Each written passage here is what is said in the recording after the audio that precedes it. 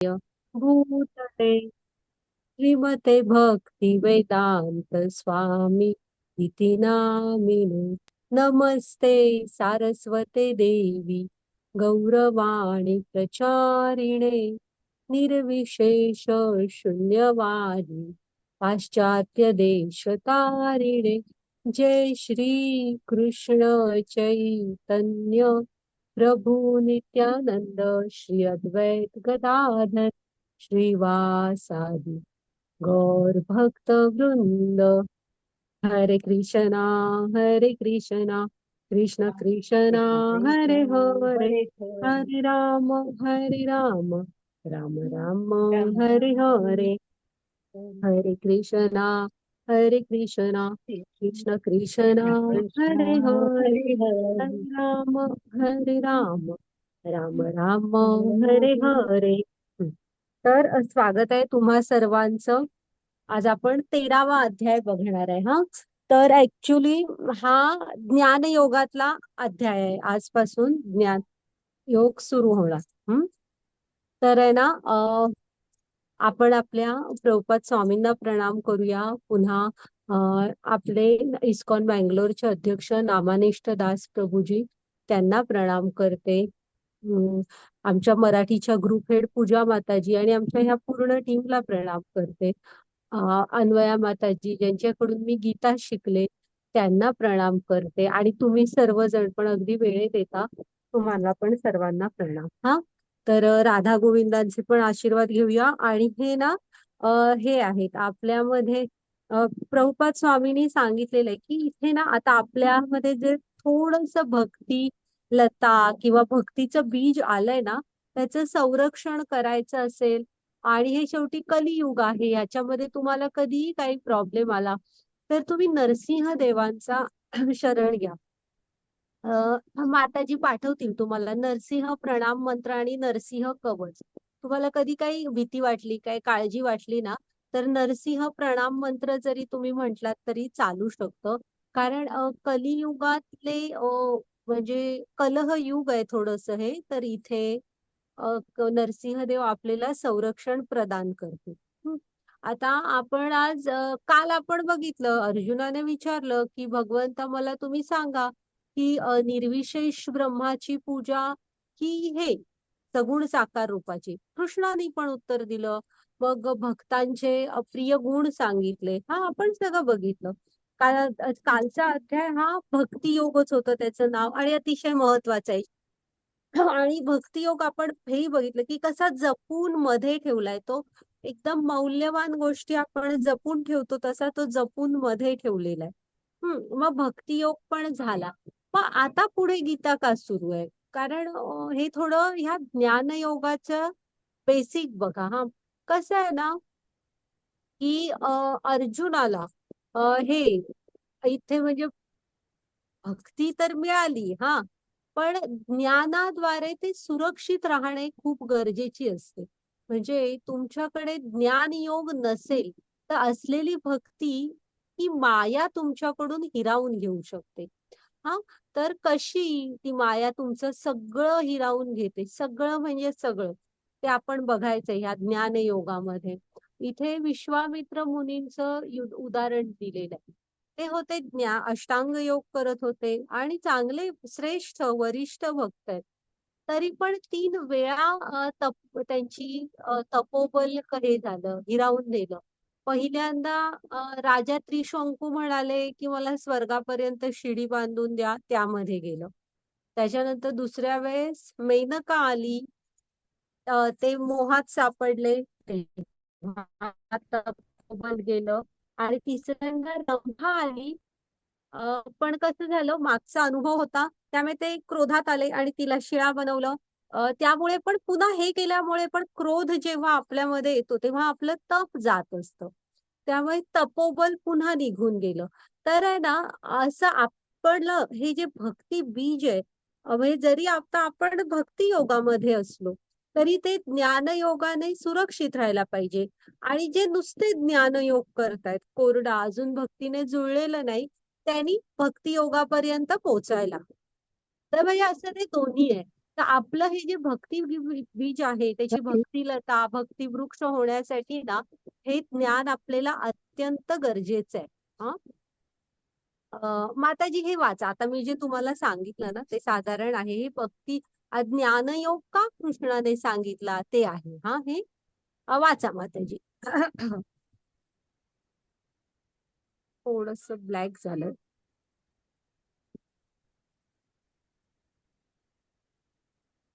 हरे कृष्ण माताजी, वाचते. हरे कृष्ण. जर भक्ती हा कळस असेल तर शेवटच्या 6 अध्यायात का मांडले आहे? खरे तर संपूर्ण भगवद्गीता ही भक्ती आहे. पहिले 6 अध्याय कर्मातून भक्ती कशी मिळवायची यावर चर्चा करतात. शेवटच्या 6 मध्ये ज्ञानाद्वारे ते कसे मिळवायचे याचे वर्णन केले आहे आणि मधले 6 भक्तीचीच चर्चा करतात. तसेच 12व्या अध्यायात कृष्णाने स्पष्ट केले आहे की वैयक्तिकरित्या ज्यांच्या भक्तांचा जन्म आणि मृत्यूपासून कसे मुक्त करतात. म्हणून शेवटचे 6 अध्याय भौतिक जगापासून स्वतःला बाहेर काढण्यासाठी आवश्यक तत्वज्ञानाचे ज्ञान देतात.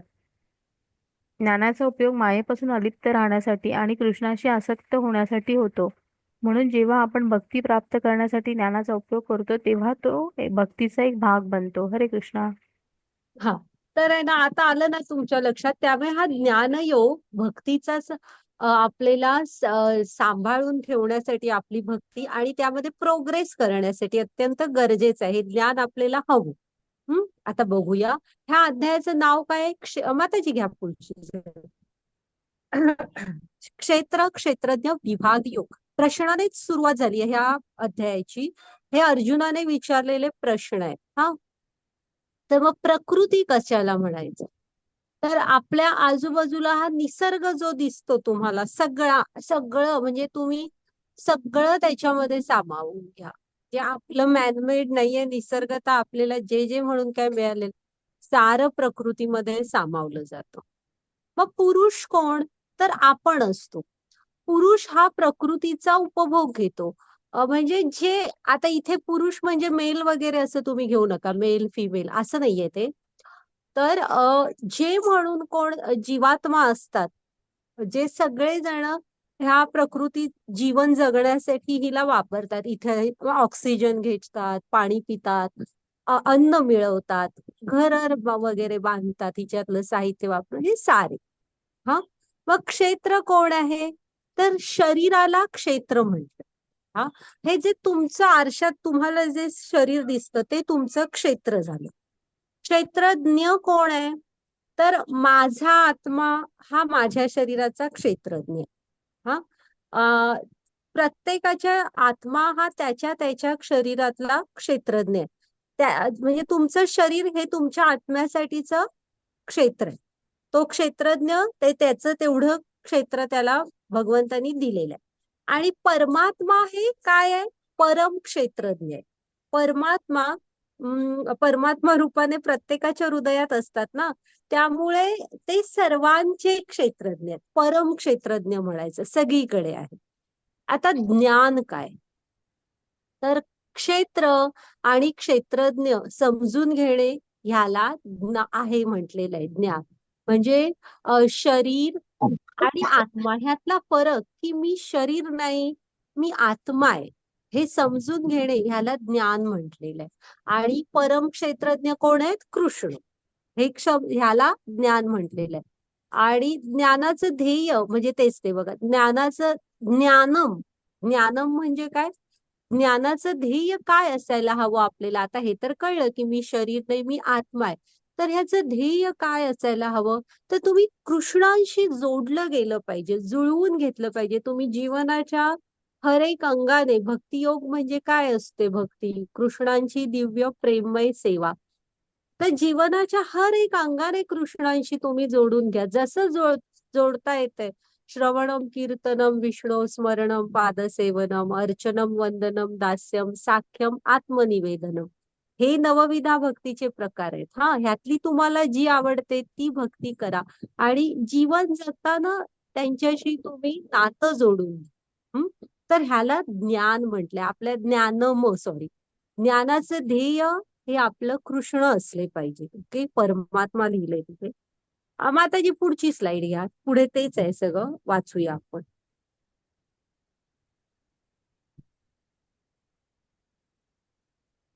वाचणार माताजी? अर्जुन म्हणाला, हे माझ्या प्रिय. हा, श्लोक वाचायचं का? काय वाचायचं? नाही नाही नाही, श्लोक नाहीये ह्याच्यावर. हरे कृष्णा. अर्जुन हा अर्जुन वाचा. म्हणाला, हे माझ्या प्रिय कृष्णा, मला नाहीये नाही. स्त्री स्वभाव, पुरुष, भोग घेणारा आणि क्षेत्र आणि क्षेत्रज्ञ जाणणारा आणि ज्ञान आणि ज्ञेय जाणून जायचे आहे. परमपुरुष भगवंत म्हणाले, हे कुंतीच्या पुत्र, या शरीराला क्षेत्र असे म्हणतात आणि जो या शरीराला जाणतो त्याला क्षेत्रज्ञ असे म्हणतात. हरे कृष्णा. बघा, हा आता आपण हे बघितलं ना, लक्षात आलं ना तुमच्या? क्षेत्र म्हणजे प्रकृती म्हणजे काय? आपल्या आजूबाजूचा निसर्ग.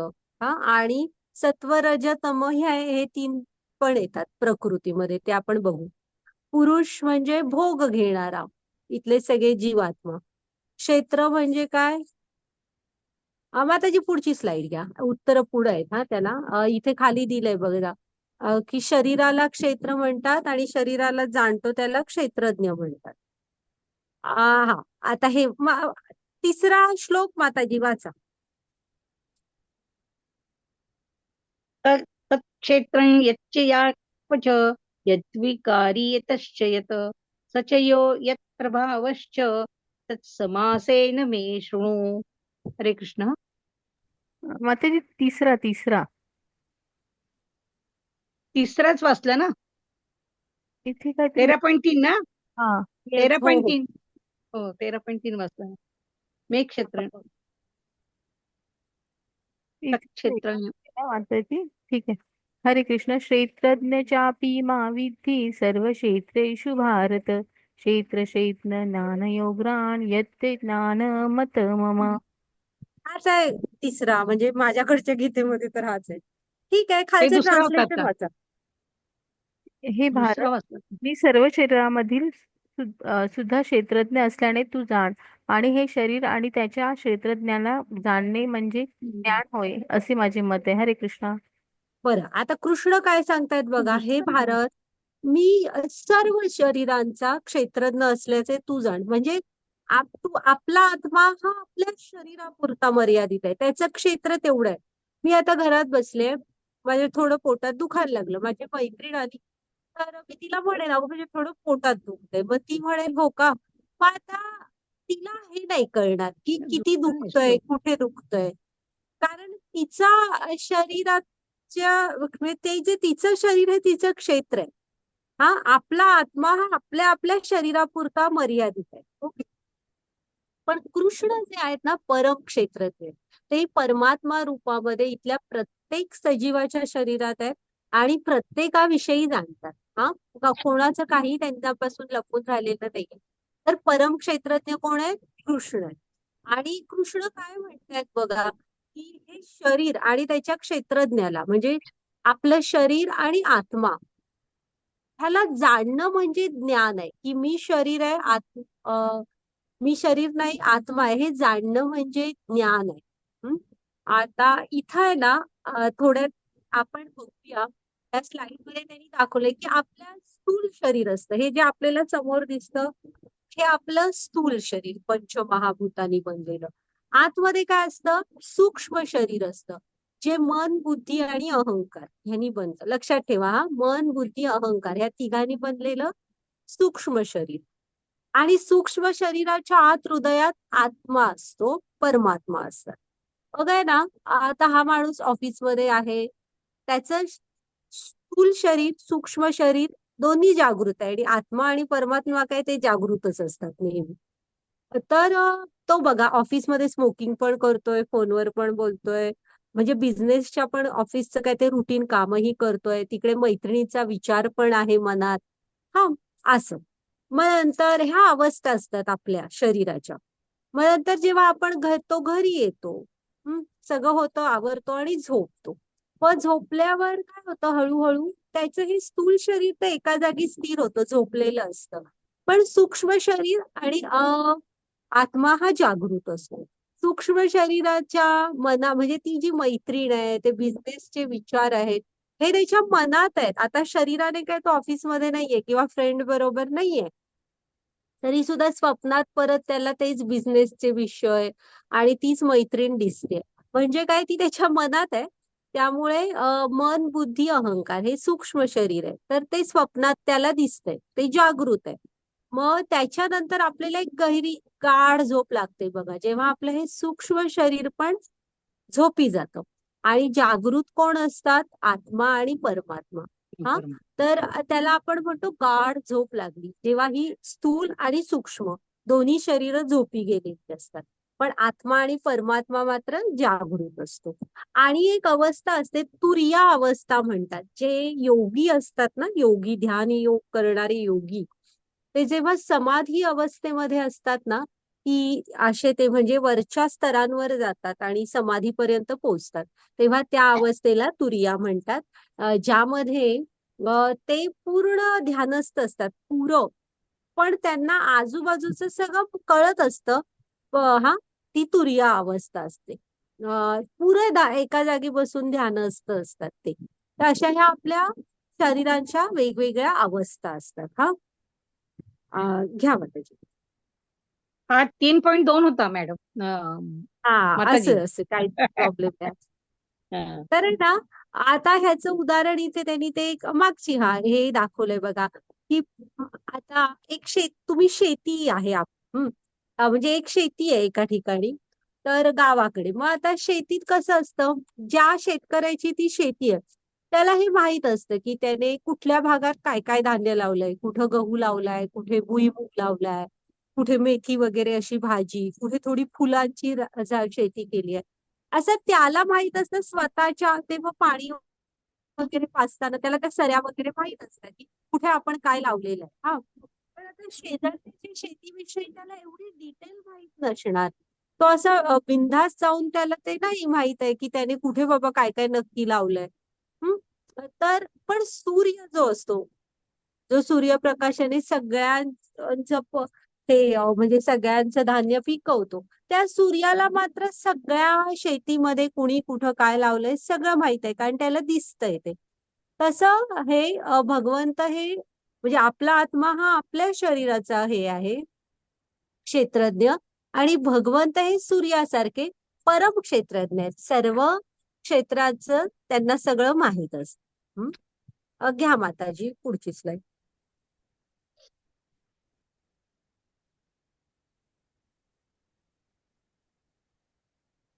हरे कृष्णा. क्षेत्राचे आणि क्षेत्रज्ञाचे हे ज्ञान विविध ऋषींनी विविध वैदिक ग्रंथामध्ये वर्णित केले आहे.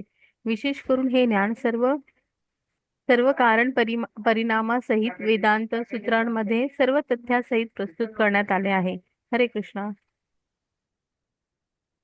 बघा, इथे कृष्णाने काय म्हटलेलं आहे, की आता कृष्ण आपले प्रभुपाद स्वामी नेहमी सांगतात की तुम्ही जे काही शिकवता त्याला म्हणजे भगवद्गीतेतले श्लोक च प्रमाण द्या, की ह्या श्लोकावर आधारित तुम्हाला आम्ही हे सांगतोय. म्हणजे प्रभुपाद स्वामी नेहमी म्हणायचे की आम्ही तुम्हाला काय हवंय ते सांगत नाही, आम्ही शास्त्र काय सांगतात ते सांगतो. आता इथे जे श्लोकांना स्पष्टीकरण देतो, जे तुम्हाला आपल्याला कळायला सोपं व्हावं म्हणून कथा वगैरे सांगतात, ज्यामुळे पटकन समजतं. तर त्या सुद्धा भागवतम मध्ये कुठं आल्यात हे सांगितलं जातं, हो की नाही? त्यामुळे तुमचा मुद्दा हा मजबूत होत असतो. त्याला त्याला म्हणजे माणसांना कळतं की हा इथून इथून घेतलेले आहेत ह्याचे संदर्भ, आणि हे शास्त्रांमधलं आहे. हा, तसं इथे कृष्ण पण बघा, की कृष्ण म्हणतायत की मी तू म्हणजे तुम्ही क्षेत्र आहात, मी क्षेत्रज्ञ आहे. हा, तर ह्याचं विविध वेगवेगळ्या वैदिक ग्रंथांमध्ये ना वेगवेगळ्या ऋषीमुनींनी कारण परिणामांसह हे सगळं लिखाण करून ठेवलेलं आहे. म्हणजे बघा, विशेष करून हे ज्ञान सर्व कारण परिणामांसहित वेदांत सूत्रांमध्ये सर्व तथ्यांसह प्रस्तुत करण्यात आले आहे. म्हणजे इथे कृष्ण पण सांगतायत की वेदांत सूत्रांमध्ये आता जे कृष्ण हा मुद्दा सांगतायत तो ऋषीमुनींनी अतिशय व्यवस्थित विस्तृत असा लिहिलेला आहे. हा, आता हे कारण आणि परिणाम काय आहे बघा, जेव्हा कारण असतो तेव्हाच परिणाम होत असतो. आता मुळातच कारणोदकशाही विष्णू आहेतच, महाविष्णू ते कारणोदक सागरातच असतात, तेच कारण आहेत. कृष्ण सगळ्याच म्हणजे त्यांचा विस्तार कुठून झालाय? कृष्णांचेच टप्प्याटप्प्याने विस्तार होत इथपर्यंत महाविष्णू येतात. मग कारण परम कारण कोण आहेत? कृष्ण आहेत. आपण परिणाम आहोत. हा म्हणजे कारण आपल्यामध्ये आहे, आपल्या हृदयामध्ये ते आहे. आता बघा, आता आज मी एक ह्या लाकडी खुर्चीवर बसली आहे, तर कुठेतरी एक झाड असणार. त्या झाडाचा वापर करून ही खुर्ची बनवलेली आहे. मग जेव्हा ते झाड होत असतं तेव्हा त्याच्यामध्ये ही खुर्ची होती. हा परिणाम आहे. ठीक आहे, ह्याला जे मटेरियल लागलं ते सगळं त्यातनं आलेलं आहे. त्यामुळे आपण असं म्हणू शकतो की त्या झाडामध्ये ही खुर्ची होती. त्याच्या वापरून आपण बनवू शकतोय ना ही खुर्ची. पण आता हा जो परिणाम आहे, ह्या खुर्चीमध्ये झाड आहे का?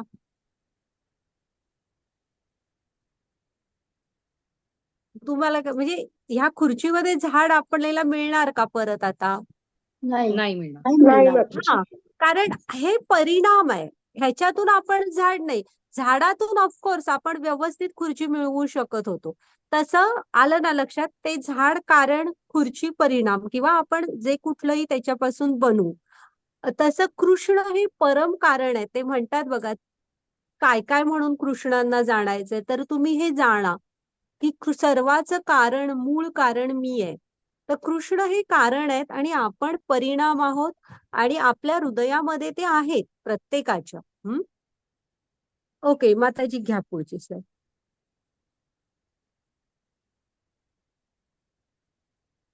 हा, आता आपण नाही ना आता कसं असतं ना, आपण जेव्हा आत्म्याचा विचार करतो तेव्हा आपण फक्त ही हे म्हणजे हे जे स्थूल शरीर आहे ह्यामध्ये अडकलेलो असतो. पण आपली शास्त्र आहेत ना, ही केवढं गहिरं ज्ञान देतात बघा आपल्याला.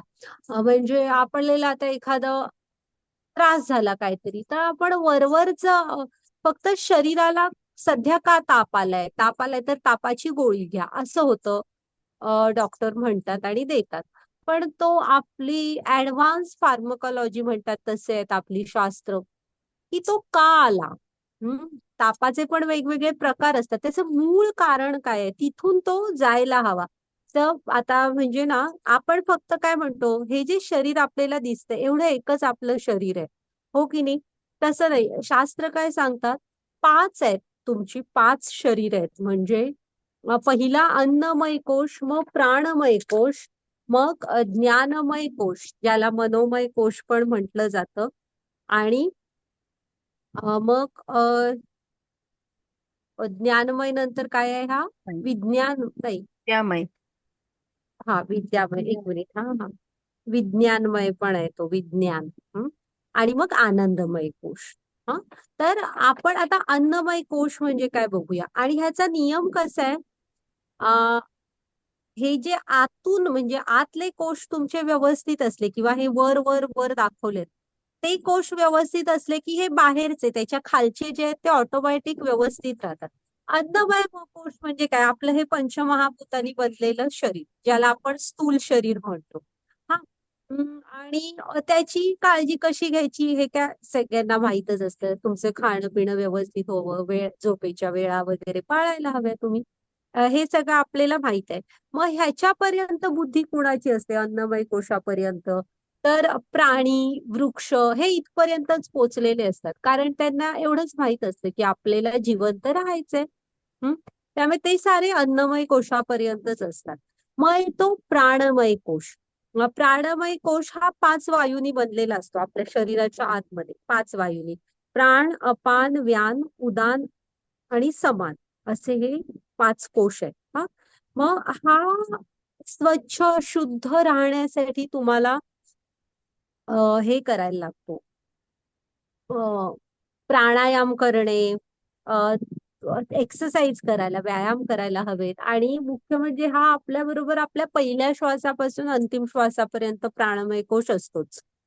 आणि ह्याच्यासाठी ना तुम्ही भरपूर शुद्ध हवेत, म्हणजे प्रदूषणयुक्त हवेत राहत असलात तरी सुद्धा आपण ट्राय करायला पाहिजे की आपण थोडं शुद्ध हवेकडे जाऊ आणि भरपूर सूर्यप्रकाश घ्यायला हवा.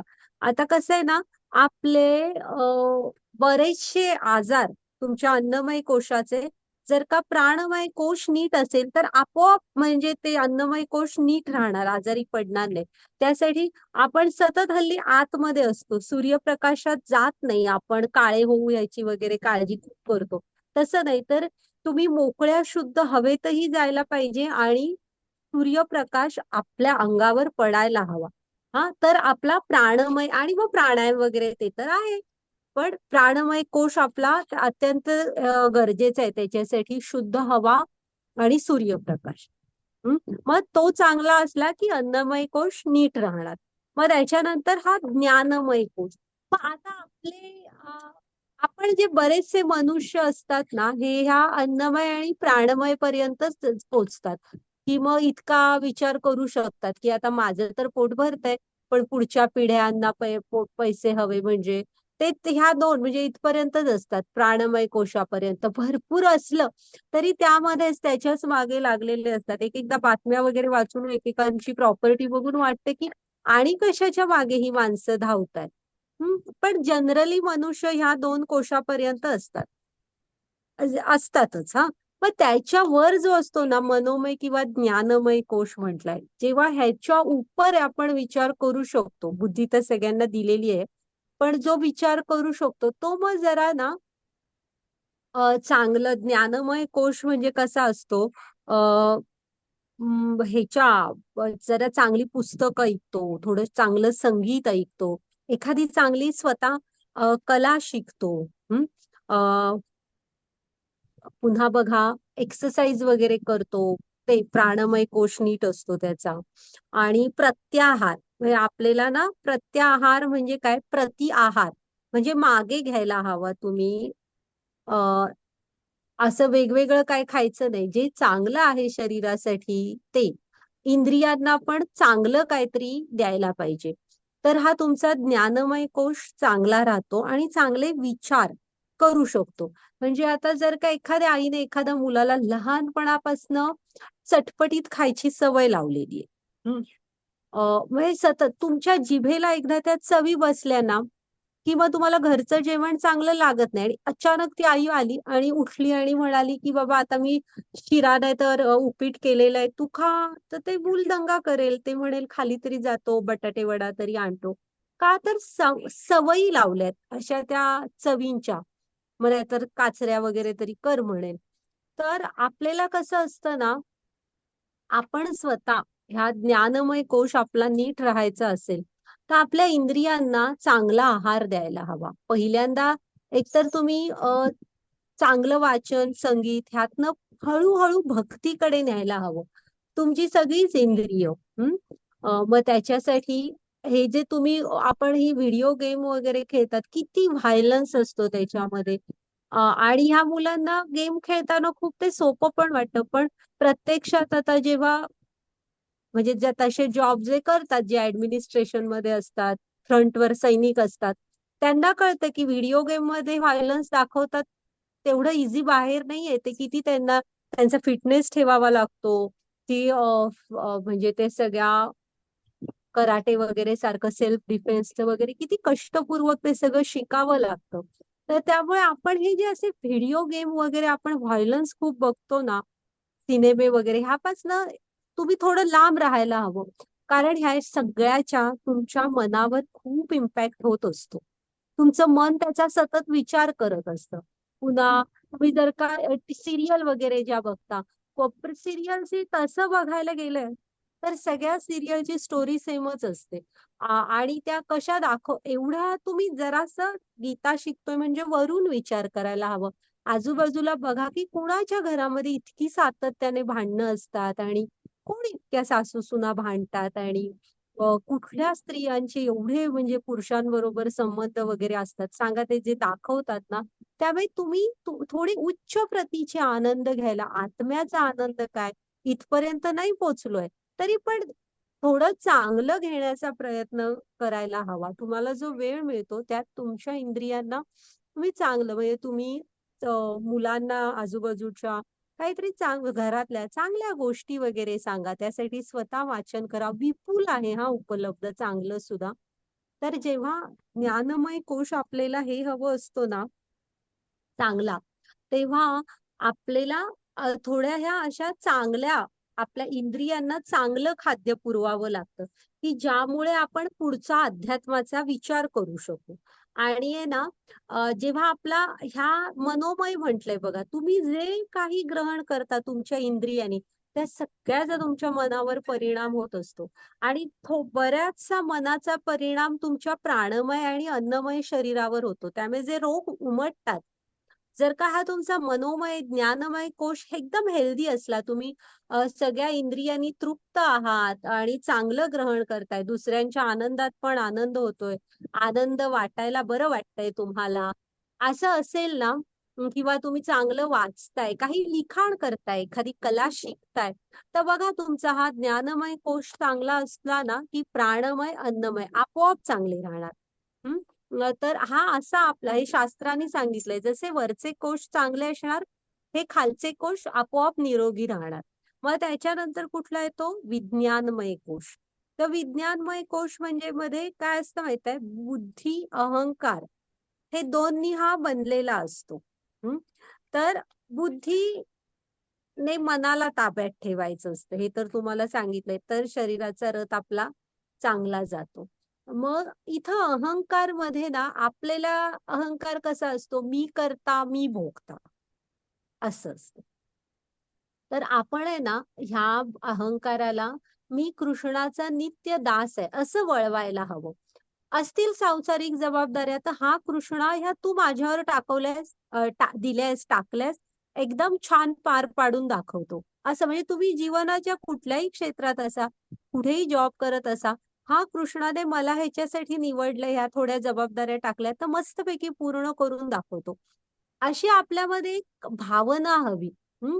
हा योग्य अहंकार झाला, की मी कृष्णाचा नित्य दास आहे. आणि त्यातनं ना आपण थोडंसं शास्त्र वाचणं, हं, ह्यासाठी वगैरे आपण वेळ काढायला हवा. आणि जर का तुमचा हा विज्ञानमय कोश नीट नसेल ना, तर मग ही माणसं असे निर्णय पटकन घेऊ शकत नाहीत. कायम असे डळमळीत असतात, करू की नको, करू की नको असं. तर बुद्धी वापरायला हवी, मन त्याने नियंत्रित ठेवायला हवं. बुद्धी आपल्याला वापरण्यासाठी दिलेली आहे. आणि अहंकार कुठला? तर आपल्याला हळूहळू आपल्यामध्ये हे उतरवायला पाहिजे, की मी कृष्णाचा नित्य दास आहे. आणि त्याच्या सेवांमध्ये आपण जोडून घ्यायला लागणार. हे कधी होणार सांगा? एक तुमच्या अन्नमय आणि प्राणमय कोशापर्यंत ना, आपल्याला जमू शकतं. आपल्या आई-वडिलांनी आपल्याला जे शिकवलेलं असतं, त्याच्यावर वगैरे होऊन जातं. पण हे तुमचे ना ज्ञानमय किंवा तुम्हाला पुढे विज्ञानमय कोशात ना, आध्यात्मिक गुरूंकडे जावं लागणार. आणि त्यांच्या मार्गदर्शनाखाली ना, आपल्याला प्रयत्न करावे लागणार. इथं ना तुम्हाला हा तुमचा विज्ञानमय कोश व्यवस्थित होण्यासाठी, सॉरी विज्ञान नाही, हा हा खालचा मनोमय कोश आहे ना आपला, तो शुद्ध होण्यासाठी ना, आपल्यामध्ये आपण पहिलं करायला हवं, मंत्र जप करायला हवं. हा हा जो 3 नंबरला आहे, ज्ञानमय कोश. मंत्र ही आध्यात्मिक वाणी आहे आणि त्याचे जे व्हायब्रेशन्स असतात ना, तुम्ही हे सगळं सर्च करा. ह्या व्हायब्रेशन्समुळे तुमचं मन प्युरिफाय होतं. तुमचे जे नको असलेले गुण आहेत, जे तुमचं तुम्हालाच म्हटलं ब्लॉकेज शोधा. काय आणि आपल्या आणि कृष्णांच्या मध्ये माझा कुठला स्वभाव येतोय, हे सगळं आपोआप शुद्ध होत जातं जर का आपण मंत्र जप केला. मग त्याच्या पुढे आपल्याला जेव्हा आपण विज्ञानमय कोशाचा विचार करतो, गुरूंच्या मार्गदर्शनाखाली ते सगळं व्यवस्थित होतं. मग गुरुनी सांगितलेले यम, नियम, आसन ते करू शकता, म्हणजे तसे असेल. किंवा मग काल आपण साधना भक्ती बघितली, की जे गुरुनी श्रवण कीर्तन सांगितलंय, ज्या पुस्तकांचं व अध्यात्माचं करा, किंवा तुम्ही आपले 4 आपण बघितले भक्तीचे मार्ग, त्याच्यावर चालणं वगैरे असं असं करत हाही शुद्ध होतो, बुद्धी आणि अहंकार. हा आणि मग सगळ्यात वरती असतो आनंदमय कोश. ह्याच्यापर्यंत खूप कमी जण पोहोचतात. हा आनंदमय कोश म्हणजे ना, दुसरं तिसरं काय नाही. हा जेव्हा डेव्हलप होतो ना, आपण निस्वार्थ सेवा करत असतो सगळ्यांची. हा मग भक्ती म्हणजेच काय मुळात? कृष्णांची दिव्य प्रेममय सेवा. तर त्याला आनंदमय कोश म्हणतात, की तुम्ही सगळ्यांची असं म्हणजे कृष्णाशी भक्ती सेवेने जोडलेलं असतं आणि जे काय असेल ते भगवंतानीची सेवा म्हणून करत असतात. तर हा आनंदमय कोश जिथे आपण देण्यातला आनंद शिकलेलो असतो. हं? तर हा खूप कमी डेव्हलप असतो. तर आलं ना तुमच्या लक्षात की हे 5 कोश आहेत, ही 5 शरीरं आहेत आपल्याला आणि नियम कसा आहे, आनंदमय कोश छान असेल तर खालचे चारी चांगले असणार. हा म्हणजे त्याच्या खालचे खालचे खालचे आपोआप निरोगी असणार जर का वरचे नीट असले तर. हं? आणि प्रत्येकाने प्रयत्न करायला हवं. आता तर तुम्ही जप माळा हातात घेऊन जप वगैरे करून बघायला हवं. हं? घ्या मग त्याची पुढची स्लाइड.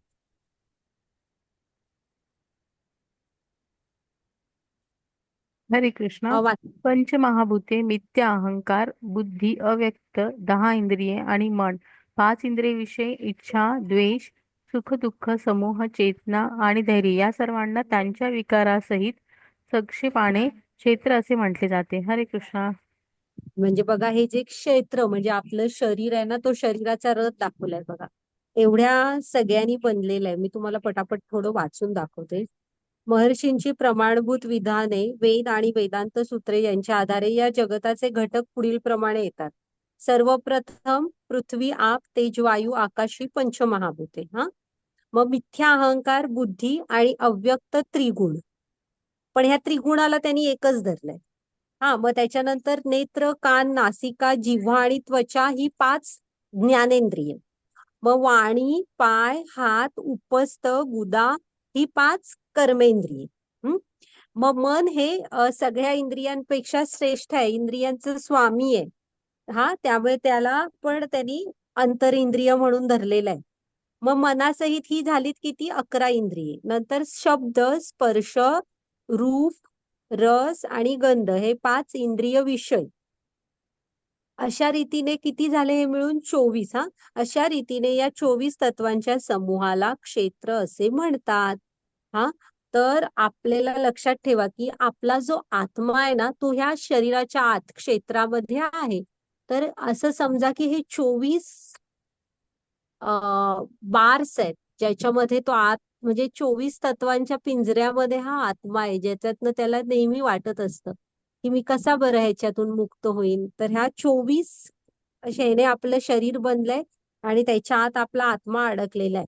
आणि आपल्याला ज्या ह्या हे होत असतात ना जाणीवा, सुख दुःख, कधी राग येतो, कधी आनंद वाटतो, हे या 24 तत्वांमधल्याच ह्यांचं काहीतरी मिळून प्रतिक्रिया असतात. त्याच्या पलीकडे काय नसतं. ओके. तर आलं ना लक्षात, ह्या 24 तत्वांनी आपलं शरीर बनलेलं आहे, त्याच्या आत आपला आत्मा आहे. घ्या माताजी. आणि आत्म्यासाठी बिलकुल सोपं नाहीये ह्याच्या बाहेर पडणं, त्याची इच्छा खूप असते. मग आता कसं पडायचं? कृष्ण ते कृष्ण आहेत बघा.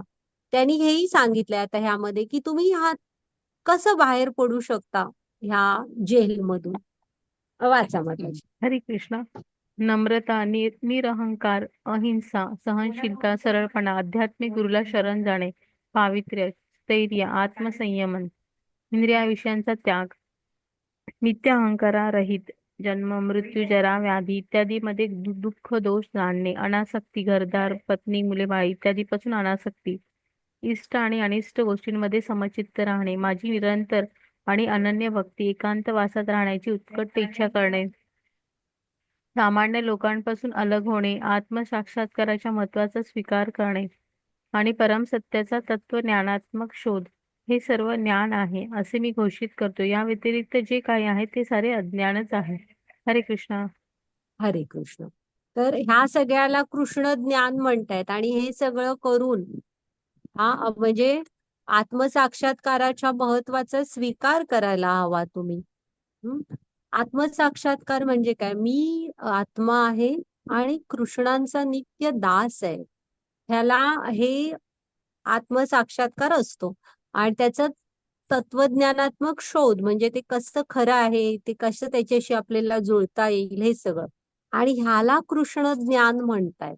हे जे वरचे सगळे गुण आहेत ह्या तुमच्यामध्ये आणणं वगैरे सगळं मिळवून जर का आपण मध्ये जोडलो नाही गेलो तर कृष्णांच्या सगळ्या दृष्टीने वस्तू आपण काहीही केलं नाही. मनुष्य जन्माचा झिरो उपयोग केलेला आहे आपण. आणि तुम्ही बघा, हे सगळं इझिली कोणही करू शकतं. इझिली नाही, पण प्रयत्न केलं तर कोणही करू शकतो. ह्याला कुठेही कृष्णाने कुठलंही बंधन घातलेलं नाही की ह्याने करू नये, त्याने करू नये, या महिन्यात करावं वगैरे असं काही नाही सांगितलेलं बघा. ओपन आहे. आणि जर का हे आपण नाही करू शकलो पूर्ण मनुष्य जीवनात, तर कृष्णांच्या दृष्टीने आपण काहीही केलं नाही. ते या व्यतिरिक्त जे आहे ते सारं अज्ञान आहे असे मी घोषित करतो म्हणतायत बघा ते. आता ह्यातले ना हे सगळे गुण आहेत ना, हे खूप गहिरे गहिरे गुण आहेत. तुम्ही जरा स्वतः नक्की वाचा, इथे दिलेले आहेत ह्या गुणांविषयी वगैरे. हा, आणि ह्यातलं अहिंसा फक्त सांगते. नम्रता म्हणजे आपण बघितलेलं आहे ना, इथे हे सगळे गुण दिलेत हा भगवद्गीतेत व्यवस्थित. मग आता जी पुढची स्लाइड घ्या. नम्रता म्हणजे आता पुढे पण येईल, 5व्या अध्यायात पण बघितलेलं, दुसऱ्यांकडून कुठल्याही आदराची, सन्मानाची अपेक्षा न करणे. ऍक्च्युली जो ज्ञानी असतो तो नम्र असतो. ज्ञानाची पहिली पायरीच आहे नम्रता. आणि जे ज्ञान आपल्याला नम्रता शिकवत नाही, तुम्हाला गर्विष्ठ बनवतं, ते ज्ञान नव्हे. हा, पहिली पायरी नम्रता आहे, की दुसऱ्यांकडून कुठल्याही सन्मानाची अपेक्षा न करणे. आणि हे तुम्ही पीडीएफ मध्ये पण जरा बघा हा, प्रत्येक गुणाच्या पुढे काय लिहिलंय. ह्यातलं फक्त अहिंसा सांगते. अहिंसा जे असतं ना, आता आपण अहिंसा म्हणजे काय म्हणू, मुक्या प्राण्यांना न मारणं, बरोबर आहे, हे पण अहिंसा आहे. दुसऱ्यांना वाईट साईट न बोलणं, त्यांच्या हृदयाला घाव करेल असं अजिबात बोलायचं नाही, ती पण एक प्रकारची हिंसाच असते. हे सगळं ठीक आहे. तर अहिंसेचं शास्त्र काय सांगतात? दुसऱ्याच्या प्रगतीमध्ये अडथळा न येणे. आणि इथं दुसरा म्हणजे स्वतःला पण धरा, पुन्हा आत्म्याच्या प्रगतीमध्ये अडथळा न बनणे. म्हणजे आत्म्याची प्रगती काय आहे, तर त्याला कृष्णांशी जोडायचंय. हा, तर तुम्ही आत्म्याचा आनंद ओळखा, जप करा, शास्त्रांचं श्रवण करा. हा, तर ह्या सगळ्यामध्ये आत्म्याला तुम्ही मदत करायला हवी ह्या शरीराने. हा शरीर आपण त्याच्यासाठी नाही वापरलं तर पहिली हिंसा आत्म्याविषयी होते. हा, की त्यामुळे थोडक्यात अर्थ काय आहे, तर दुसऱ्यांच्या प्रगतीमध्ये अडथळा न बनणं. मग पहिलं स्वतःच्या आत्म्याच्या बनू नका, त्याला शास्त्र कृष्ण भावना भावित जीवन जगण्यात मदत करा. हे शरीर वापरा. दुसरं, जे तुमचे घरात आहेत, जे तुमच्या संपर्कात आहेत, ते कोण करत असतील, मला फार जमत नाहीये पण तुम्हाला जमतंय बाबा, तर त्यांना बाहेरून तरी शक्य ती मदत करा. मदत करू शकत नसाल तर मध्ये भिंत बनू नका. ती करतायत त्यांना तरी करू दे. हा, म्हणजे निदान त्यांना अडथळा तरी आणू नका, मी मदत तर नाहीच बाबा करू शकतोय तर. झालं. म्हणजे हे कृष्ण ज्ञान थोडस देण्याचा सगळ्यांनाच प्रयत्न आपण करायला हवा, की ती पण हे ज्ञान मिळवू दे. हा, तर आणि पुन्हा हे जे गहिरे अर्थ असतात, आता हे अध्यात्माशी जोडण्याशी झालं, आत्मा आणि आजूबाजूचे सगळ्यांचे पण आत्मे. पुन्हा तुमच्याकडे काहीतरी आहे जे, म्हणजे तुमच्याकडे एखाद्या आजूबाजूच्या तुम्ही अशा पोस्टवर वगैरे आहात, की दुसऱ्याला तुम्हाला काहीतरी वाटायचं वगैरे आलेलं आहे, तर ते ज्याचा जो कोटा तुमच्याकडे आहे तो देऊन टाकावा. म्हणजे कुणाच्या कसल्याच प्रगतीमध्ये आपण अडथळा नाही बनायचा.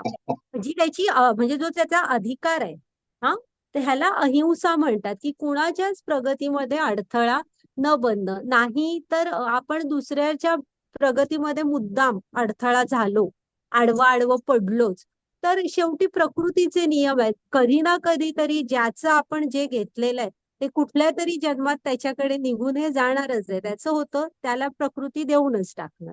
हा, तर असे हे अहिंसा, सहिष्णुता, की सहिष्णू माणूस कसा असतो, अतिशय सरळ मन, सहिष्णुता म्हणजे.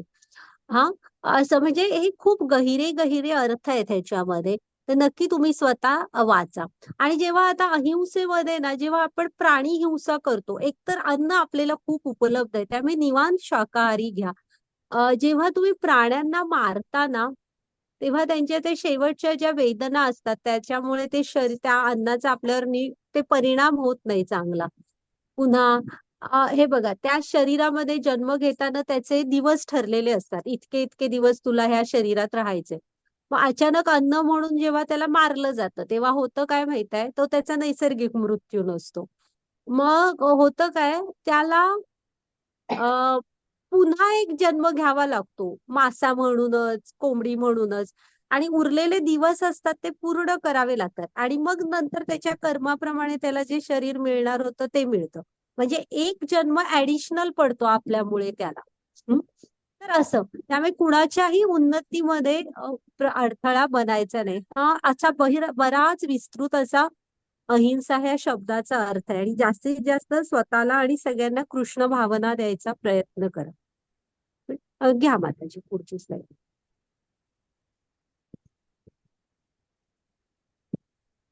हरे कृष्ण.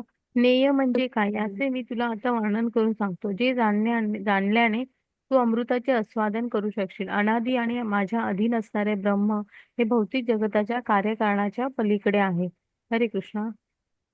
आता आपण बघूया कृष्ण काय सांगतायत हा. आणि हे जेव्हा आपण जाणतो ना, ज्ञेय काय म्हणजे मी आत शरीर नाही, मी आत्मा आहे. हा. आणि ह्यामुळे कृष्ण काय म्हणतायत बघा, की आपण अमृताचं आस्वादन करू शकू. अमृत म्हणजे असं नाहीये की तो कलशच होता आणि त्यातलंच मला पाहिजे असं नाहीये. जर का आपण कृष्णांशी भक्ती सेवेने जोडून घेतलो ना, जीवनाच्या हर एक अंगाने तुम्ही एकतर कृष्णांना ना तुम्ही सांगायला विसरले मी तुम्हाला. तुम्ही काही त्यांच्याशी एक नातं जोडा आधी. फक्त असं कृष्णा कृष्णा म्हणत बसलो तर नात्यात तो आनंद येत नाही. त्यांना पण येत नाही, आपल्याला पण. तुम्ही त्यांना गुरु, आई, वडील, मोठा भाऊ, लहान भाऊ, तुमचा मित्र आणि तुम्हाला जे काही आवडतं असं एखादं नातं जोडा त्यांच्याशी आणि त्यामध्ये देवाणघेवाण करा भक्तीची. बघा तुम्हाला कृष्ण काय म्हणतायत, अमृताचा आनंद मिळेल त्याच्यामध्ये. हं? आणि हे जे कृष्ण आहेत ना, हे म्हणजे हे अनादी असणारे ब्रह्म, हे म्हणजे ते भौतिक जगाच्या कार्यकारणाच्या पलीकडचे आहेत कृष्ण. ते भौतिक ह्याचा भाग नाहीये. घ्या माताजी पुढची.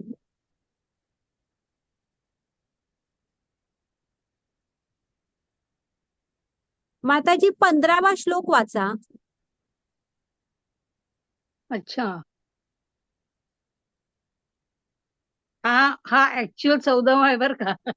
वाचते वाचते. हो का? हो 14वा आहे ऍक्च्युअल तो. ठीक आहे, वाचा बघते हा. 15वाच बर. आहे. वाचू का? 15वा आहे का? हं.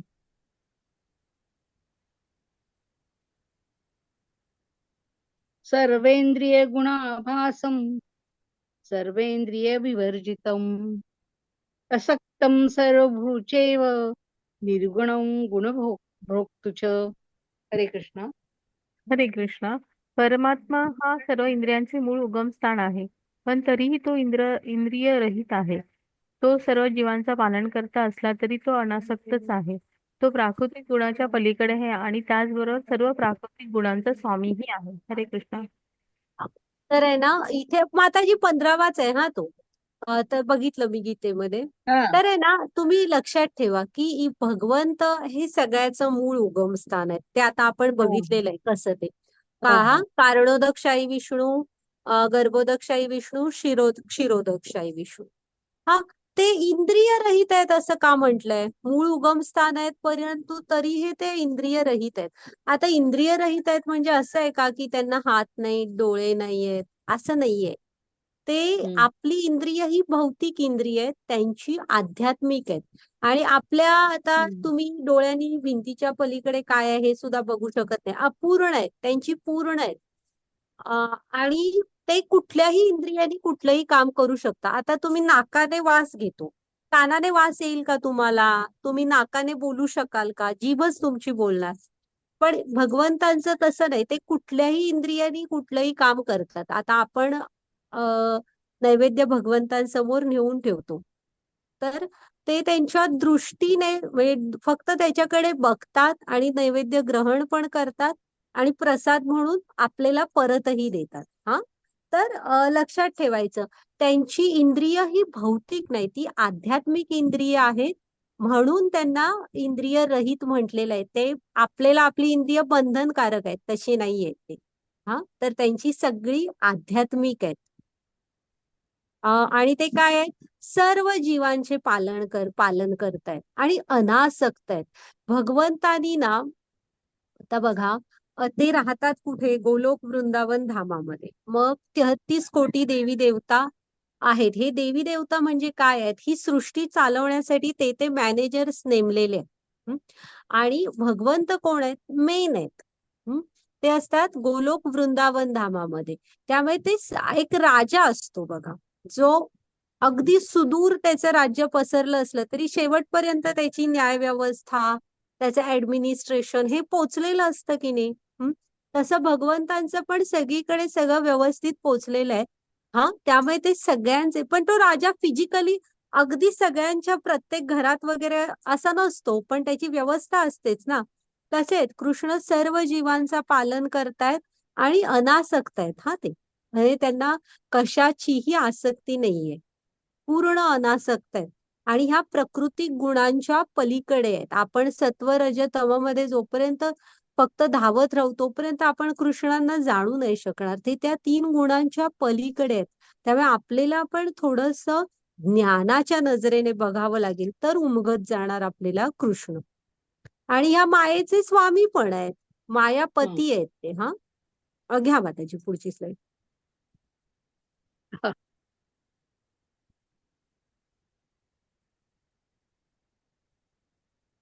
16वा श्लोक माताजी. हो.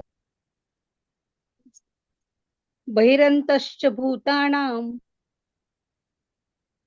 अचरं चरमेव च सूक्ष्मत्वात् दविज्ञेन दूरस्थं चातिके च तत. हरे कृष्ण. हरे घ्या कृष्णा. माताजी. वाचा. परम सत्य हे सर्व चराचर प्राणी मात्रांच्या अंतरात आणि बाहेर आहे. ते सूक्ष्म असल्यामुळे भौतिक इंद्रियांच्या पाहण्याचा किंवा जाणण्याचा ग्रहण शक्ती पलीकडे आहे. ते जरी अत्यंत दूर असले तरी ते सर्वांच्या जवळही आहे. हरे कृष्ण. हा, तर परम सत्य बघा. हा, आता कृष्ण जे आहेत ते कसे आहेत, हे इथे पण परत हा श्लोक लक्षात ठेवा की त्यांनी सांगितलेलं आहे, सगळ्या चराचरातल्या प्राणी मात्रांच्या आतमध्ये आहे, हृदयामध्ये परमात्मा रूपात. हा, आणि फक्त ते सूक्ष्म आहेत, आपल्या भौतिक इंद्रियांनी जाणण्याच्या पलीकडे आहेत ते. आणि तसे गोलोक धामात असले, अत्यंत दूर असले तरी हृदयात पण आहेत. त्यामुळे जवळही तेच आहेत, सगळ्यात पहिले जवळचे पण तेच आहेत. हा, इथे परीक्षित महाराजांची हे दाखवली आहे.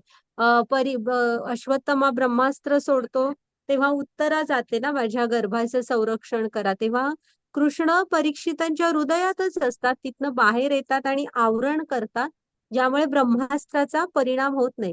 आणि परीक्षित महाराज अगदी गर्भातच आईच्या त्यांचे एवढं व्यवस्थित दर्शन घेतात ना, मग ते जन्मल्यावर नेहमी बघत असतात बाहेर, परीक्षण करत असतात, कोण बरं ते मी एवढं दिव्य सुंदर पुरुष बघितले होते, हे आहेत का ते आहेत का ते, असं.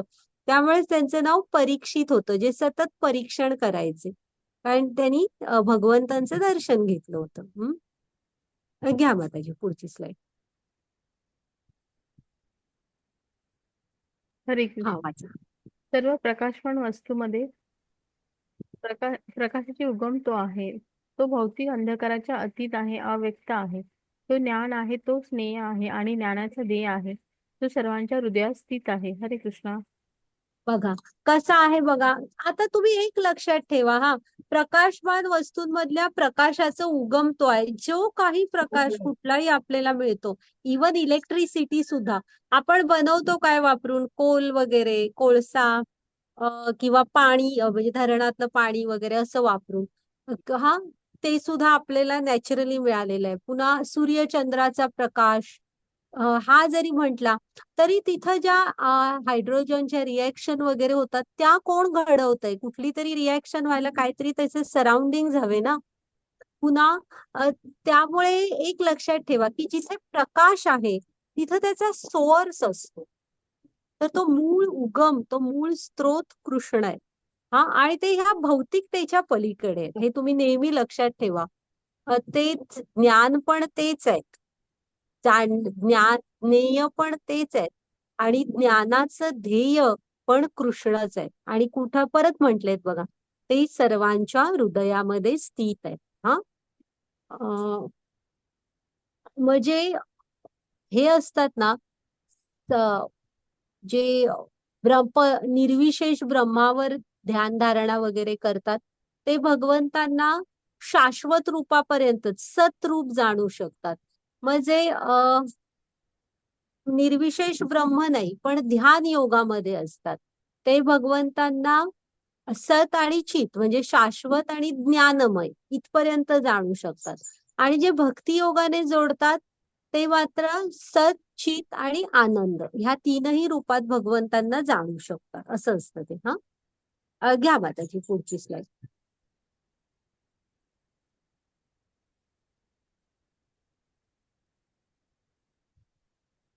हरे कृष्ण. अशा प्रकारे क्रियाकल्पांचे क्षेत्र, शरीर, ज्ञान आणि नियम हे मी थोडक्यात वर्णन केले आहे. केवळ माझे भक्तच हे पूर्णपणे समजून घेऊ शकतात आणि अशा प्रकारे माझ्या स्वभावाची प्राप्ती करू शकतात. हरे कृष्ण. बघा इथं ना, हे तुम्हाला जरासं तुम्ही नीट लक्ष द्या. स्लाइड मध्ये दोन पक्षी दिसतायत का?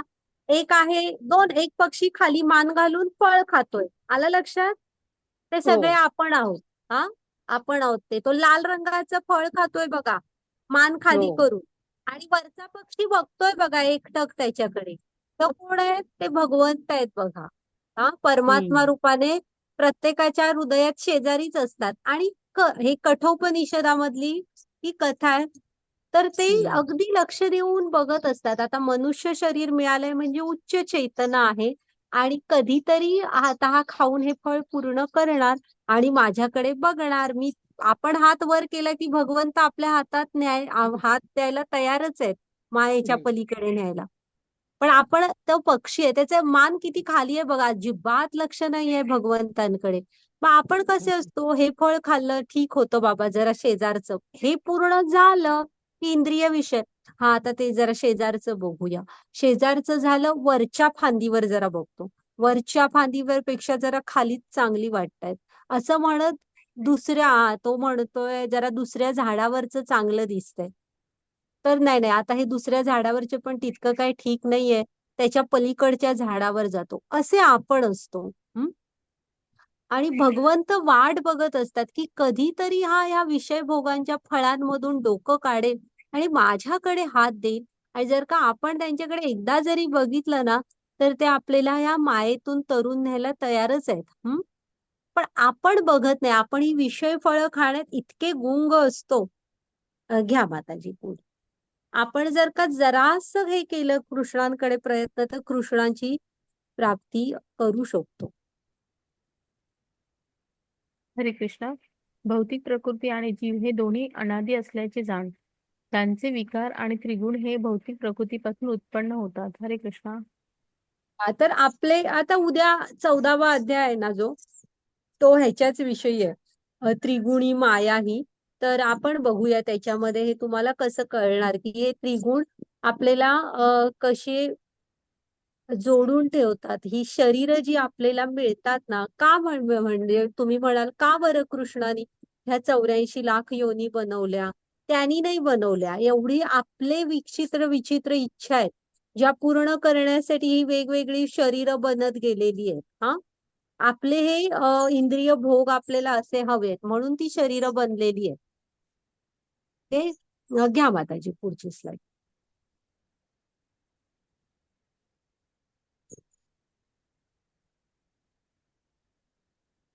हा, 21वा श्लोक माताजी. कार्यकरण कर्तृत्वे हेतु प्रकृती रुच्यते पुरुष सुख दुःखाणां भोक्तृत्वे हेतुरुच्यते. हरे कृष्ण. हरे कृष्ण. प्रकृती ही सर्व भौतिक कार्यकारणांचं कारणीभूत असल्याचे म्हटले जाते. तर जीव्या संसारातील विविध सुखदुःखांच्या उपभोगास कारणीभूत असल्याचे म्हटले जाते. हरे कृष्ण. तर ही जी भौतिक प्रकृती आहे ना, ती सर्व कार्याचे कारणीभूत असते. हे आता आपल्याला कळेल तुम्ही जेव्हा सत्व, रज आणि तम हे गुण शिकाल, कसे ती माया आपल्याला बांधून ठेवते. आता इथे कृष्णाला बघत असतात की हे पुन्हा आपण मागे पण बघितले की तुम्ही काहीही खाताय, हे काय विचार नाही, किती खावं, अरे बापरे किती किती म्हणून खातोय, काही काही विचार नाही. मग कृष्ण म्हणतात हे शरीर तर ह्याला ह्याच्यासाठी दिलेलं नाही, मग डुकराच्या शरीरात ह्याला हे सोपं पडेल, मग ते शरीर मिळतं. असं म्हणजे ना, अजिबात असं आपण दुसऱ्याला म्हणजे सुख आणि दुःख जी आपल्या जीवनात येतात ना, त्याला शास्त्रांच्या भाषेत सांगायचं तर कधीच दुसऱ्यांना जबाबदार धरायचं नाही. आपण ना ब्लेम करायला शिकलेलो आहे. तुझ्यामुळे झालं, तुझ्यामुळे झालं, असं नसतं. ही आपलीच इच्छा असतात, आपलीच कर्म असतात, जी आपल्याला भेटत असतात. आपण एक करू शकतो, जर का ज्ञानाच्या मार्गावर आलो म्हणजे आध्यात्मिक गुरूंच्या शरण गेलो, या तर आपण ना हा आलेल्या परिस्थितीतून बाहेर पडायचं बघायचं, त्याला दुसऱ्यांना ब्लेम करायचं नाही.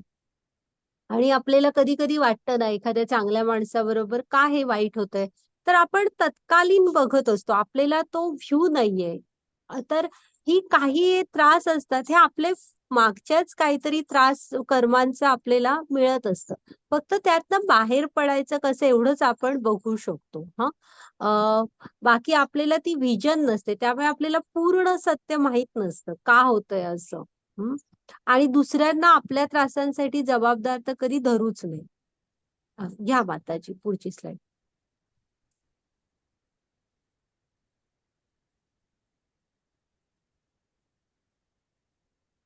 22वा श्लोक कसं? माताजी. हा. पुरुष प्रकृतिस्थो हि भुगन भुगन्ते प्रकृतीच्या गुणान कारण गुणसंगोस्य सद्यो निजम निजम सु- सद्यो निजम निजन्मसु. इथे अक्षर हे झालेले माझं. हम्म हरे हरे कृष्ण. कृष्ण. हम्म, हम्म.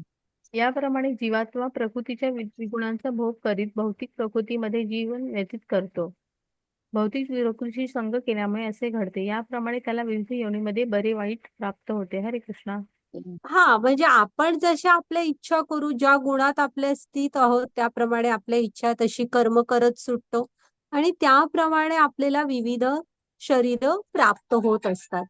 ह्यामध्ये दुसऱ्या कोणाचा काही संबंध नसतो आणि कृष्ण ह्या सगळ्याचे साक्षीदार असतात.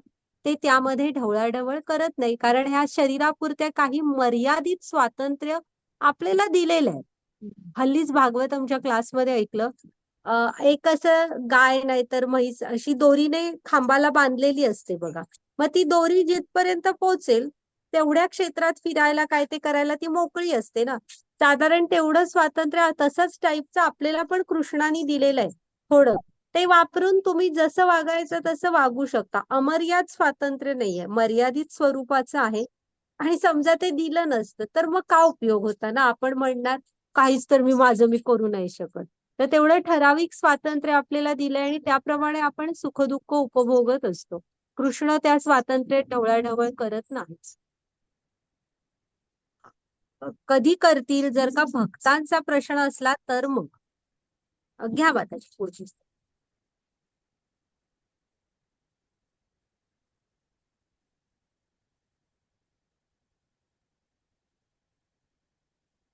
अ, 23वा श्लोक माताजी. उपद्रष्टानुमुक्तांच भर्ता भोक्ता महेश्वरा परमात्मेति चाप्युक्तो देहेस्मिन् पुरुष परहा. कृष्ण. तरी या शरीरात आणखी एक आहे, एक दिव्य भोक्ता, जो भगवान सर्वोच्च मालक, जो देखरेख करणारा व आणि परवानगी देणारा म्हणून अस्तित्वात आहे आणि जो परमात्मा म्हणून ओळखला जातो. हरे कृष्णा. हा मग प्रत्येकाच्या शरीरात अजून आत्म्याच्या शेजारी कोण आहेत बघा, परमात्मा आहे. हा जे कोण कोण आहेत ते दिव्य भोगता, म्हणजे आपण इथे काय भोग घेऊ शकू, परम भोगता कृष्ण आहे. हा जे भगवान आहेत, सर्वोच्च मालक आहेत, जे सगळ्यांवर देखरेख ठेवतात आणि हे आपण जे काय करतो त्याला परवानगी पण देतात, कारण थोडं स्वातंत्र्य दिलेलं आहे ना आपल्याला. त्यामुळे त्यांची परवानगी असते. ते आपण त्याचे आत्ताच बघितलं ना, त्याची कर्मफळांचे परिणाम पण आपणच भोगायचे आणि त्यांना परमात्मा म्हणून ओळखलं जातं. हृदयातच असतात आपल्या चतुर्भुज नारायण रूपात परमात्मा. घ्या आपण.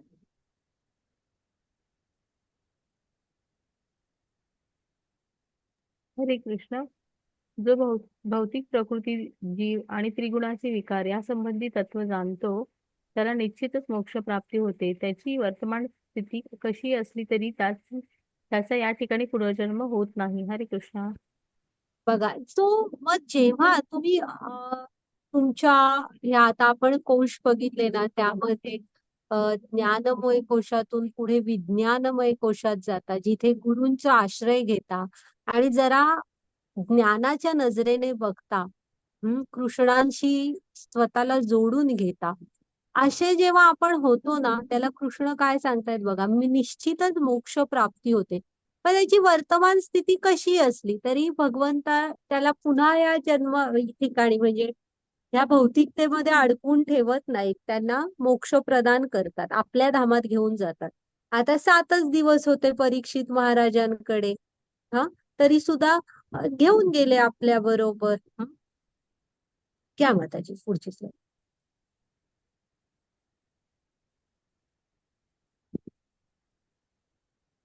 हरे कृष्णा. काहींना ध्यानाद्वारे, काहींना ज्ञानाच्या अनुशीलनाद्वारे तर काहींना निष्काम कर्माद्वारे फलदायी इच्छांशिवाय परमात्माचा साक्षात्कार होतो. हरे कृष्ण. हा, हे तुम्ही कुठलाही मार्ग घ्या, तुम्हाला जो आवडतोय तो. पण भक्तीमध्ये सच्चित आनंद हे तीनही रूपामध्ये कृष्ण आपल्याला भेटतात. पण हे तुम्ही कुठल्याही ज्ञानाद्वारे जा, ज्ञानाच्या अनुशीलनाद्वारे जा, निष्काम कर्मयोग करा. कोणत्याही मार्गाने आपण जाऊ शकतो. घ्या माताजी पुढची स्लाइड. हरे कृष्णा. पुन्हा असे काही आहेत जे आध्यात्मिक ज्ञानात परिचित नसले तरी इतरांकडून ऐकून परमपुरुषाची पूजा करू लागतात. अधिकाऱ्यांकडून ऐकण्याच्या त्यांच्या प्रवृत्तीमुळे ते जन्ममृत्यूचा मार्गही ओलांडतात. हरे कृष्णा. तर आहे ना, आता इथे कृष्ण ते कृष्ण आहेत बघा, किती चांगले आहेत मनाने. तर आता ना, कधी कधी असं होतं की आपण एखाद्या मैत्रिणीला वगैरे म्हणतो, आज मंदिरात खूप चांगलं प्रवचन आहे, प्रसाद आहे, तू चल जरा ते प्रवचन ऐक. तर ती पहिल्यांदा म्हणेल की त्यापेक्षा आपण जाऊया, चल एखादा पिक्चर बघू, येता येता जेवून येऊ. तर नाही, आपण इन्सिस्ट केलं आणि समजा ती आली. हा, आता ती आणि ऐकलं थोडं प्रवचन, तिथे भक्तांचा संघ असतो, एक संध्याकाळ मंदिरात घालवलं पूर्ण, तर तिला ते पटलंच.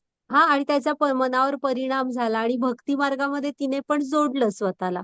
तर कृष्ण म्हणजे ते शेवटी भक्त जे वरिष्ठ असतात त्यांच्या वाणीचा वगैरे परिणाम असतो तो, आणि ती जोडली कृष्णांशी. तर आहे ना, कृष्ण बिलकुल असं बघत नाहीत की हा आपण बघू, हा तिला कुठे माझ्याकडे यायचं होतं, मैत्रिणीने सांगितलं म्हणून आली. कृष्ण तसे नाहीयेत बघा. कशी का असे ना, आली की नाही आणि कृष्णांशी स्वतःला जोडून घेतलं ना, एवढंच कृष्ण बघतात. आणि ते जो म्हणजे भक्तीचा जो काय हे मिळणार होता,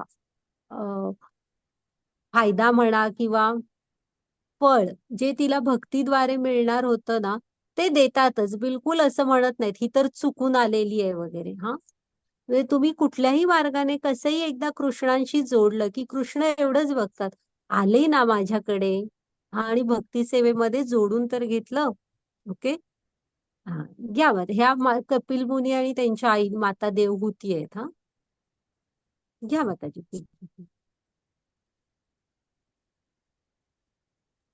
हरे कृष्णा. हे भरत श्रवण, चर आणि अचर असे तू जे काही अस्तित्वात पाहत आहेस ते क्षेत्र आणि क्षेत्रज्ञ यांच्या केवळ संयोगापासून निर्माण होते, हे जाण. हरे कृष्णा. तर बघा, इथे कृष्ण सांगतात की इथे चल आणि अचल जे काय ना, ते हे क्षेत्र म्हणजे शरीर आणि जीवात्मा ह्यांच्याच संयोगापासून निर्माण होत असतं. हा, घ्या माताजी पुढची slide.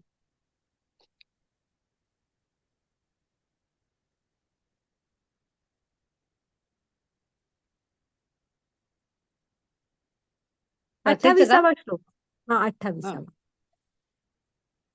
समं सर्वेषु भूतेषु तिष्ठन्तं परमेश्वरं विनिश्यस्वत्विन षट्टन्यं यः पश्यन्ति पश्यति. हरे कृष्णा. हरे कृष्णा. जो मनुष्य सर्व देहांमध्ये जीवात्म्याला साथ देणाऱ्या परमात्म्याला पाहतो आणि जो जाणतो नश्वर देहातील आत्म्याचा आणि परमात्म्याचा कधीही विनाश होत नाही. तो यथार्थ रूपाने पाहतो. हरे कृष्णा. तर ह्याला तुमच्यामध्ये ही ज्ञानाची नजर यायला हवी, की इथे जे ज्ञानात स्थित असतात ना, ते प्रत्येकाच्या हृदयातल्या परमात्म्याला बघतात. ते वरच्या शरीराकडे बघत नाहीत. हा, तर कृष्ण तेच सांगतायत, जो मनुष्य सर्व देहांमध्ये जीवात्म्याला साथ देणाऱ्या परमात्म्याला बघतो आणि तो जाणतो की हा आत्मा सच्चित आनंद परमात्म्याचाच एक छोटासा अंश आहे. तोही सच्चित आनंदच आहे, फक्त छोट्या रूपात. म्हणजे भगवंत विभू आहेत तर आपण अणू आहोत. पण हे तो जाणतो. हम्म, तो यथार्थ रूपाने पाहतो. ह्याला म्हणायचं तुम्हाला ज्ञानाची दृष्टी आली. जसे आहे तसं तुम्ही बघू शकताय. वरच्या ह्याच्याकडे लक्ष देत नाहीत ते. ह्याला ज्ञानाची दृष्टी म्हणायची. हा, घ्या बतायची पुढची slide. हरे कृष्णा.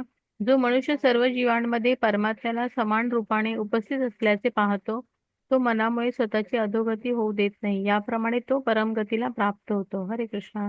हा मार्ग पण सांगितलाय बघा, की जो प्रत्येकामध्ये परमात्म्याला बघतो, चराचरामध्ये. आणि दुसरं, त्याचं मन त्याच्या ताब्यात असतं. तुमची बुद्धीने जर का तुमचं मन ताब्यात असलं ना, की इंद्रिय आपोआप ताब्यात होतात. मग त्यामुळे त्याच्या मनामुळे त्याची अधोगती होत नाही. उलट मन त्याचा मित्रच असतो, भक्तीमध्ये पुढे पुढे नेत असतो. तर तो परमगतीला प्राप्त होऊ शकतो. घ्या माताजी. ते सांगितलेलं ना, आपण तो श्लोक बघितलेला आहे, की एक ज्ञानी पुरुष एक गाय, कुत्रा, चांडाळ, हत्ती या सगळ्यांना सम बघतो. काय सम बघतो? तो त्यांच्या हृदयातल्या परमात्म्याला बघत असतो. हा, वाचा वाचा. भौतिक प्रकृतीने निर्माण झालेल्या शरीराद्वारे सर्व क्रिया केल्या जातात आणि स्वतः काही करत नाही. हे जो पाहतो तो प्रत्यक्षात पाहतो. हरे कृष्ण. हा, म्हणजे त्याला ज्ञानाची नजर आलेली असते, की कसे त्रिगुणांमध्ये आपण अडकून पडलो ह्या मायेमध्ये. तर त्यांच्या प्रभावाखाली काम करत असतो ते. आता उद्या आपल्याला हे डिटेल कळेल. ओके. हा, घ्या माताजी पुढची स्लाइड. हे शरीरात आत, प्रत्येकाच्या शरीरात आत असंच आहे बघा. वरचं थोडस वेगळं आवरण, पॅकेज. बाकी प्रत्येकाच्या आत अशीच हाड, मांस, अस्थी असंच आहे सगळं. हा, घ्या माताजी पुढची स्लाइड.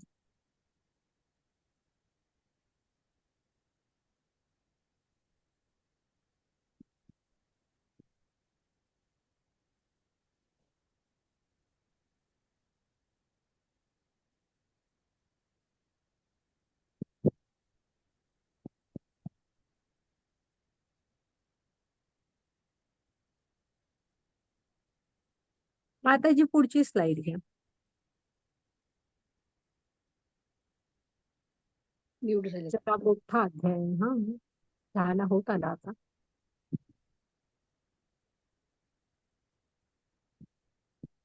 वाचा माताजी. हा, आकाश त्याच्या सूक्ष्म स्वरूपामुळे सर्वव्यापी असूनही कोणत्याही गोष्टीत मिसळत नाही. त्याचप्रमाणे ब्रह्मदृष्टीत स्थित असलेला आत्मा त्या शरीरात असला तरी तो त्या शरीरात मिसळत नाही. म्हणजे हे बघा, आपल्या शरीरात काय असतं? हाडं असतात, त्याच्या आतमध्ये म्हणजे स्नायू असतात. पुन्हा आपले व्हायटल ऑर्गन्स आहेत, जसे की हार्ट, लंग्स, किडनी. तर हे असं आपलं शरीर आहे. पण आपला रक्त आहे, पण आपला आत्मा काय असं रक्तामध्ये मिसळून सगळीकडे वाहत वगैरे नाही.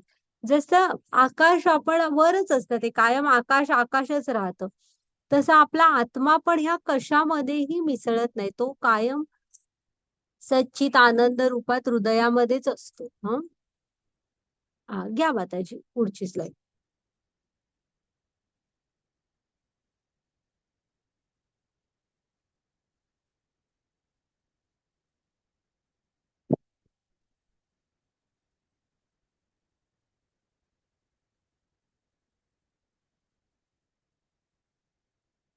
हरे कृष्ण माताजी. सॉरी हा. एक डिवोटींचा फोन होता. ते असू म्हणतात दे, तुम्ही की पुढची स्लाइड घ्या. हा, मी जॉईन नाही झालो. माझा 2-3च झाले, तर मी पुढचा करू शकतो का? त्यांना म्हटलं करू शकता तुम्ही. काहीच प्रॉब्लेम. हरे कृष्णा. हे भारता, जसा सूर्य एकटाच या सर्व विश्वाला प्रकाशित करतो, त्याप्रमाणे शरीरातील एक जीव चैतन्याने संपूर्ण शरीर प्रकाशित करतो. हरे कृष्णा.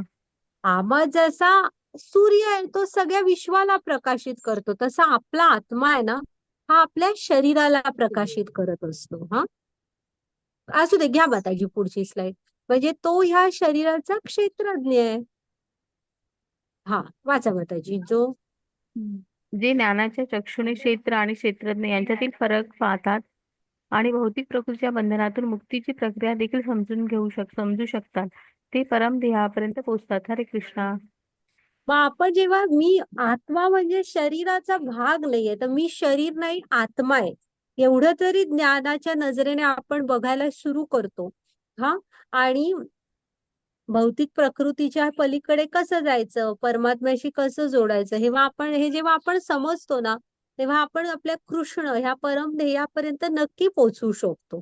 त्यासाठी हे करायला हवं की मी शरीर नाही, मी आत्मा आहे, हे आधी समजून घ्यायला हवं आणि भगवंतांशी जोडलं जायला पाहिजे. घ्या माताजी पुढचे सर. तर आता आपण मोठा अध्याय आहे, तात्विक अध्याय आहे थोडा. तर आपण बघितलं बघा, अर्जुनाने 6 प्रश्न विचारले, त्याची कृष्णाने उत्तरं दिली. क्षेत्र, क्षेत्रज्ञ, ज्ञान काय हेच वर्णन केलंय. मग ज्ञान प्राप्त करायची प्रक्रिया पण सांगितली. ज्ञानाचं ध्येय, ज्ञानम काय आहे तेही सांगितलं. प्रकृती आणि पुरुषांच्या संगातूनच आपल्याला कसं सगळे चांगली वाईट फळं मिळत असतात हेही बघितलं. आणि ज्ञानाच्या दृष्टीने आपण कसा आपला उद्धार करून घेऊ शकतो हे बघितलं. आपल्याला ज्ञानचक्षु यायला हवेत. घ्या माताजी. आणि ते गुरूंच्या मार्गदर्शनाखाली येणार. घ्या माताजी.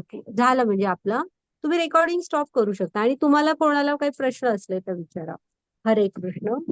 झालाय हरे आपला अध्याय. कृष्णा माताजी. हा काल येस. 12 PDF नाही आलंय. आज टाकलंय माताजी का तुम्ही? विचारूया माताजींना. सांगते मी पाठवायला.